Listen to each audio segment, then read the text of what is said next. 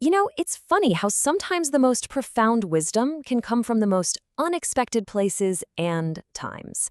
Today, we're going to crack open this really fascinating text from the 14th century that, believe it or not, claims to be a divine roadmap for the human soul. I mean, seriously, just think about that for a second. A guide, not for putting together furniture, but for navigating your own inner life. And it was supposedly dictated by a divine voice to some medieval mystic. It sounds like something out of a fantasy novel, right? But this thing, it's real. So let's dive in. So, the text we're digging into today presents itself as a whole series of divine revelations. But it's not some dry, boring theological paper. No, it's a collection of these incredibly vivid, powerful allegories that are designed to teach the soul how to find its way. It's basically a spiritual blueprint, written entirely in the language of metaphor. So where does a guide like this even begin? Well, not with a bunch of rules, but with tools. The very first step on this journey is to equip your soul with everything it needs, and it does this using this beautiful allegory of a master goldsmith. So in this passage, the divine voice compares itself to a goldsmith. And the gold here, well, it isn't a metal, of course. It's divine wisdom, it's grace. But here's the catch. This isn't some free giveaway. Nope. To get your hands on this precious gold, you have to pay a very, very specific price. And we're not talking about talents like we think of them today, being good at singing or painting. In this guide, the 10 talents are actually 10 spiritual senses or virtues. They're like the currency of the soul. You have to cultivate these to even be considered worthy of receiving that divine wisdom.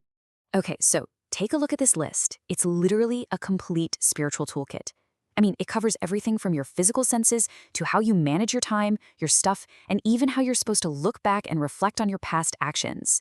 And that last one, number 10, intention, that's presented as the master key to everything, the will to love God above all else. Now, this is what I find so fascinating. It's how the text completely reframes our basic senses. It's not about not seeing, but about what you choose to see. It's not about not hearing, but what you choose to listen to. The whole point is to elevate every single physical act into a spiritual one, to basically see the world through a completely different, more meaningful lens.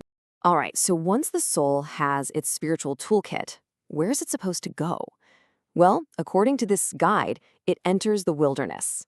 Life itself is presented as this difficult and often pretty dangerous journey. Wow, what a powerful image, right? The world isn't a playground. It's this wild, untamed place with a default path that leads straight to damnation. But the divine voice says, hey, I've already carved a new path for you, a safe road right through all that danger. The soul's job is just to find that road and stick to it. And this is where it gets a little tricky. On this journey, you're obviously looking for wisdom, but the text is very clear. Not all wisdom is created equal.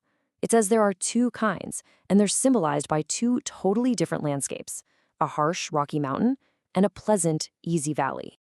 This just brilliantly illustrates a paradox.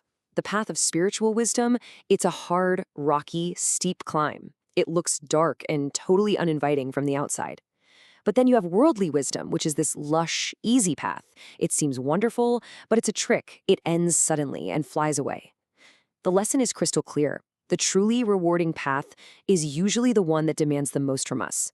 It's basically a 700-year-old take on delayed gratification, choosing that long-term fulfillment over short-term ease. So, you've got your tools, you're on the right path. What's next? Well, you need protection.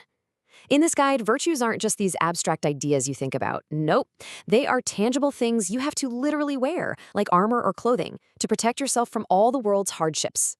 And the most important piece of clothing is the cloak of humility. To the outside world, humility might look plain, maybe even weak or contemptible. But on the inside, it's incredibly useful. Those rain showers and impurities are just metaphors for worldly temptations and harmful thoughts. Humility acts like a spiritual raincoat, protecting the soul from getting stained by all that stuff. The guide then breaks it down into 3 specific layers of clothing. First up is a linen shirt, which symbolizes peace, the kind that comes from really accepting your own flaws. Second, you've got a leather tunic for mercy, which is made from the skins of dead animals. What a striking metaphor, right? For imitating the good deeds of the saints who have passed on. And finally, the most expensive layer, silk, representing abstinence. Just like making silk, abstaining from worldly excess is super difficult. but the result is something beautiful and precious. Okay, so the final major allegory in our guide is maybe the most detailed and complex one of them all. It uses a beehive to explain how a soul should function, not just as an individual, but as part of a community. So, in this metaphor, the beehive is the church, the queen bee is God, and all the little bees are individual souls. The whole system only works because of order, hard work, and devotion to the queen. But as the text warns, not all the bees are playing for the same team. And this is really the core of the whole community lesson. It's this super clear distinction between two types of souls. The righteous ones are defined by what they contribute. They're diligent, they're cooperative, and they serve the whole hive. But the useless souls, they aren't just lazy, they're actively disruptive. They're driven by envy and selfishness, and they actually damage the community from the inside out. So the big takeaway from this really elaborate metaphor is pretty clear.